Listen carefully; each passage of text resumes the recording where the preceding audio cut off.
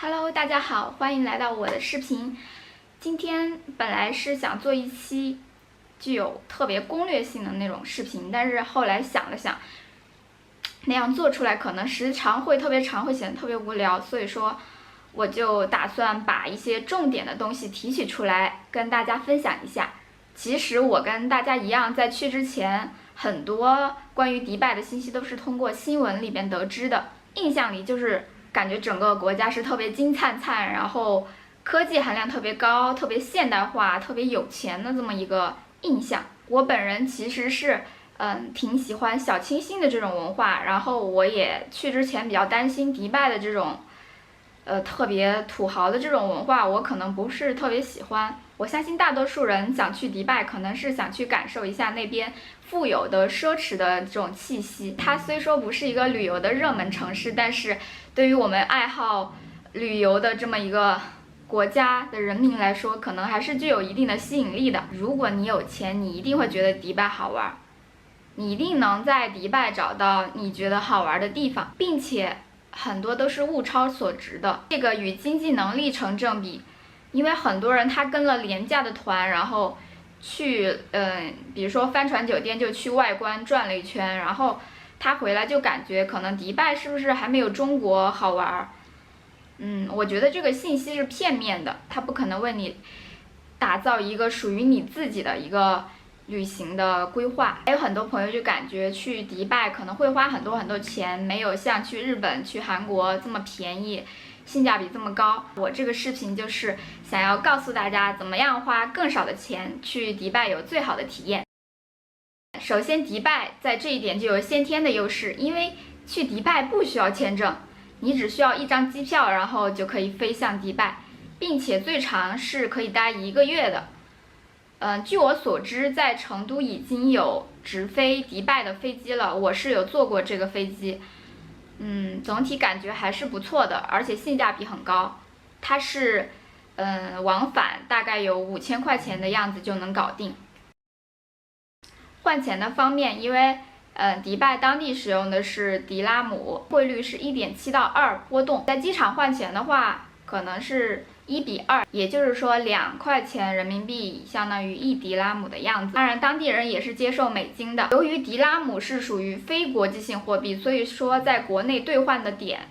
基本上没有。如果说你的迪拉姆没有消费完，最后呢，回国是不能花的，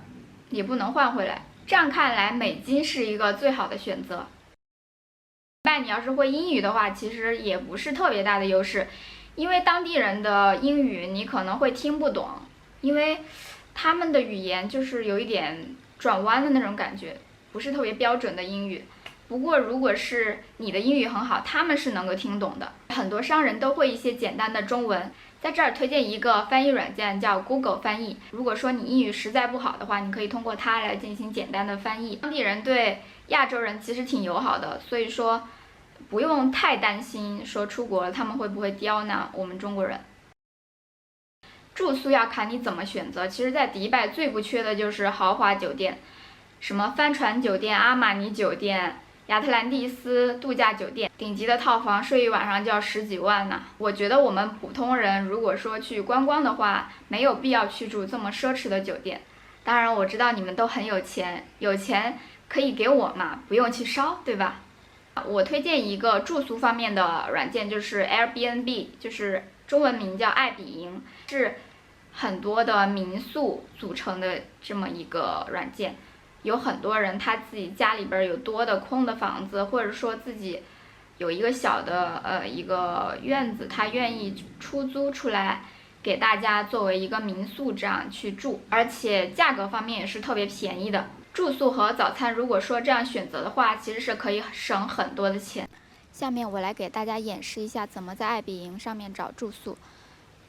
找住宿，我建议不要去迪拜的龙城的那个区域，个人还是觉得那边挺脏乱的，大多数中国、印度、巴基斯坦的劳务工人会居住在那。如果要选的话，可以选择住在 Silicon 高新区的硅谷地区，这个区域生活挺方便的，而且整体也比较干净整洁。我们可以往下滑，可以看到很多的房型，然后可以看到很多图片。就找一个评价最高的第一个吧。那上面写的是354块钱1晚，然后这个房间是可以有带了一个小阳台，图片上展示的，一个双人床，设施还是挺完善的。在这儿我们可以查看到一些信息，你看它还有游泳池，还有健身房等等，它都会标在上面。可以看一下评价，这个评价特别重要，因为有些房东他态度可能不好，但是我们可以看看评价来了解房东是一个什么样的人。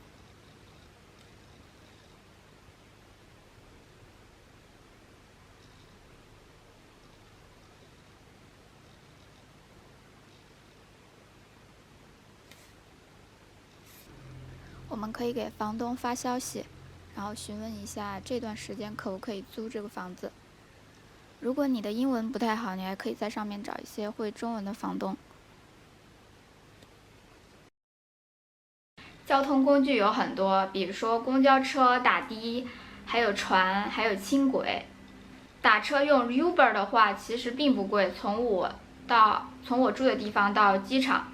就包一个车只花了75迪拉姆。如果你非常有钱的话，你可以体验一下用 Uber 打直升机，直升机会直接降落到你住的地方的屋顶，然后从屋顶上把你接走。这是其他国家很难有的一个体验。租车也是一个很好的选择。他国的驾驶证办好手续之后是可以在迪拜直接使用的，但是我不建议大家去开车，因为迪拜的路况特别复杂，因为它是一个快速修建的城市，就很多地方都是很新的。像你开导航，你开着开着有可能就开到沙漠里边去了，是因为导航真的不能够及时的更新每一条路的最新路况，因为他们发展的实在是太快了。如果说想要省钱，地铁和公交车是最好的选择。他们地铁就有点类似于轻轨，是在天上走的那种。地铁和公交车是一种通用的卡，叫 NOL 卡，随便一家连锁的超市可以花25迪拉姆买到。可以根据自己的情况进行充值。它分为4种卡：金卡、银卡、蓝卡、红卡。银卡和红卡是旅行者最常使用的种类。轻轨和公交车换乘的规则是，两者之间是可以互相换乘的，30分钟以内只收其中长路程的费用，第2次换乘免费。上车打一下卡，下车打一下卡，但是你要注意，千万不要欠费，如果欠费的话就是200迪拉姆的罚款。迪拜交通划分为多个区域，区域内转车无论是地铁还是公交都是统一价格，跨区的话就进入另一个收费标准，一般一次出行3至7迪拉姆不等。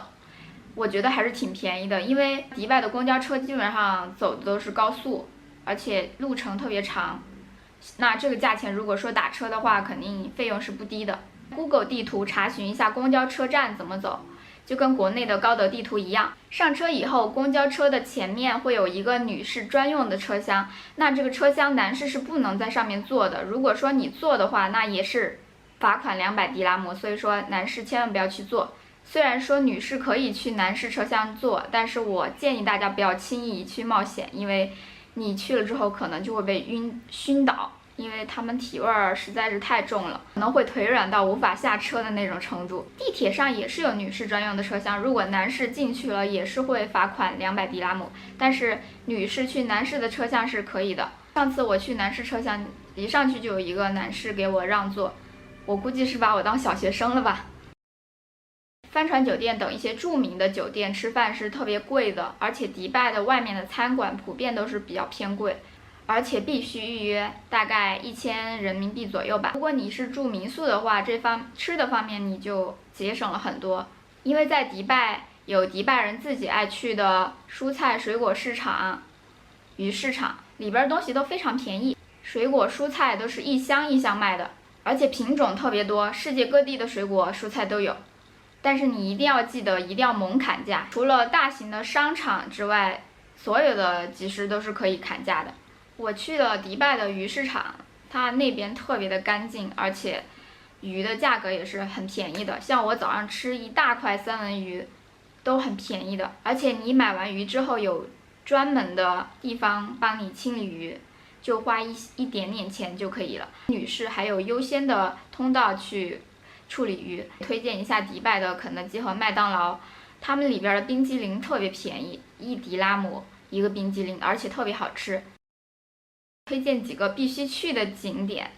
那迪拜的景点我基本上都去过一遍，有好玩的，有不好玩的。那我先给大家推荐几个免费的景点吧。第一个是哈利法塔，你可以花钱上塔，但是你也可以不去花钱上去，就直接在下面看。每天晚上6到10点，在哈利法塔的下面有一个音乐喷泉，它是世界上最大的一个音乐喷泉，旁边就是 Dubai Mall， 是世界上最大的购物中心。你要买奢侈品的话，我极力推荐你去 Dubai Mall 选，因为它里边的品牌和种类都特别的全，特别多，但是价格方面，可能不是你想象中那么便宜，还是比较偏贵的。尤其是一些化妆品，价格不是特别好，现在还要加收5%的消费税，算下来更加不划算了。你要买什么限量的东西，比如说限量的包包、限量的手表，一些比较难买的东西，在迪拜 Mall 里边基本上都能找到。而且迪拜的商场一个比一个大，你最好是穿运动鞋，不然你一天下来你的脚会废掉。第二个呢是迪拜黄金市场，这其实是一个港口。有很多特产以及当地的风土人情，适合想要去体验本土特色生活和想要拍一些美美的照片的朋友。市中心基本上都是高楼大厦，给人一种千篇一律的感觉。我个人就非常喜欢到黄金市场这边来拍照。如果说你想买一些特色的商品，那这儿就是最合适的地方。一个是价格好，二是东西确实有特色，当地的茶、糖果、巧克力，还有最火的藏红花，基本上每个店的老板都会说几句中文，不只是中文，德语、韩语、日语，他们基本上都会说几句。那我知道很多中国人去了之后肯定想买藏红花，但是我一定要告诉你，必须得辨别它的好坏。虽然说他们不会去卖一些假货，但是他们还是会欺骗一些不懂行的人，会卖一些不是特别好的藏红花给顾客。去之前一定要在网上做好攻略，以防止买到一些品质不是特别好的藏红花。价格也是可以讲价的，一定要很砍价。我比较推荐大家买的就是藏红花、香水、巧克力，还有一个骆驼奶皂。他们这边的骆驼奶的制品你一定要买，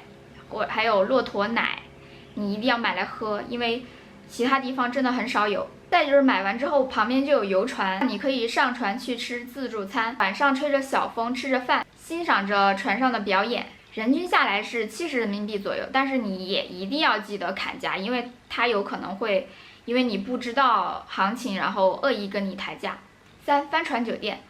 这个项目其实我知道很多人就是因为帆船酒店慕名而来的。你其实是可以不花钱的，就在外面观摩一下，拍拍照片也是可以的。但如果你真的要想进去，但是你没有那么多钱去住宿的话，其实还有一种选择，就是你可以花1000人民币左右进去吃一顿饭。提前去的好处就是你可以利用那一段时间参观一下它的环境，来一下花这些钱，然后体验一下奢侈的生活，也是不错的。而且你还不用花10几万去住一晚，对不对？接下来就是位于阿联酋最大的酋长国的一个景点，就是阿布扎比大清真寺。从迪拜去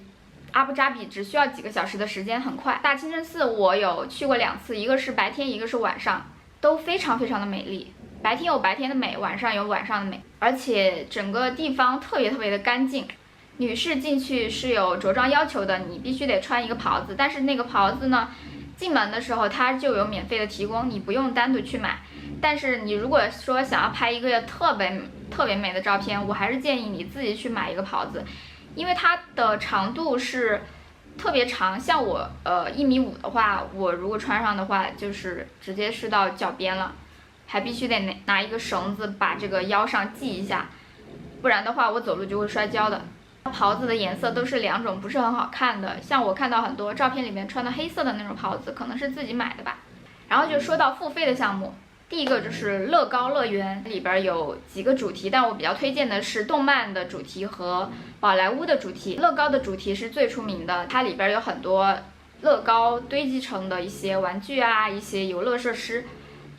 景观也做得很不错，但是我觉得可能更适合小孩子去玩吧。里边的椰子都只要5迪拉姆一个，而且能够喝到饱。我建议大家早点去，因为那边的地方特别大，你可能要逛很久才能逛完。一个就是地球村，里边包含了各个国家的文化特色，而且每个国家都有修一个场馆，还有很多世界著名的建筑微缩成的一些建筑，可以让你见识到各个国家的有特色的东西。里边每个国家都有固定的时间点来表演他们的舞蹈，非常适合带小孩子过来游玩。到了晚上，所有的建筑的灯都会亮，而且还会变换，特别的美。门票特别便宜，只要15迪拉姆，3岁以下和65岁以上的老人进去是免费的。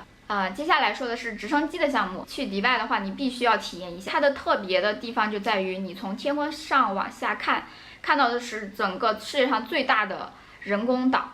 就是棕榈岛。那它的形状是根据棕榈树的形状来作为参考的，特别的震撼，因为全是人工造的。我最推荐你一定要去感受的就是迪拜的太阳门沙漠酒店。如果你有条件的话，我还是推荐你去住一晚这个酒店，费用应该是不低的。但是我觉得这个费用住在这儿比住帆船酒店还有阿玛尼酒店这些都要划算的多。你的体验是完全不一样的，它是完全坐落在一个沙漠之中，让你感觉就像沙漠里的一片绿洲。当然也有节省的办法，就是说你进去吃一顿饭，自助餐大概是1000人民币左右。你去吃饭的同时，可以顺带的去参观一下这个酒店。我觉得这个自助餐也是非常的物超所值的，真的是要比帆船酒店的一顿要超值特别多。无论是从氛围还是从吃的方面，食品种类特别丰富。然后还有什么各种水烟可以抽，我虽然不抽，但是说如果你想要体验这个水烟，你可以去体验一下。旺季每周5都会有一个烟花的项目，而且节目也会比淡季的要多，从头到尾表演人员都在互动。如果说你当天的生日，你可以跟他说，然后他会让所有的表演的人都来为你单独庆祝。就可能如果说你的女朋友生日的话，你想制造一些惊喜的话，那边是非常不错的选择。里边还能免费骑马、骑骆驼和老鹰合影，还有专门给小孩骑的小马，而且专业的摄影人员会跟拍。你吃完饭，你如果说觉得他拍的特别好，你可以买；你如果觉得他拍的不好，你可以不买，这一点他是不会强制的。接着就聊阿布扎比那边的景点。除了前面说的阿布扎比大清真寺之外，还有几个付费的项目我比较推荐。第一个是阿布扎比的皇宫，只要你说是进去吃饭，它就会让你进去，而且里边有很多的餐厅可以选择。进去的话就是一片金灿灿，晃眼睛的感觉，全是金色的，连厕所和电梯都是金色的。第二个是男孩子肯定会特别喜欢的法拉利公园，里面有世界上最快的过山车，而且几乎所有的项目都比较快。如果你特别喜欢刺激的话，那这个法拉利公园是很适合你的。你花了门票钱进去，但是如果说你想开法拉利的话，还是要单独收费的。迪拜旅行这个视频我就做完了。如果说你对这个视频感兴趣，欢迎给我分享、收藏、弹幕、评论。如果说你还有更多迪拜的东西想了解的话，欢迎在弹幕里边打出来，我会根据弹幕的信息考虑要不要做一期详细的讲解。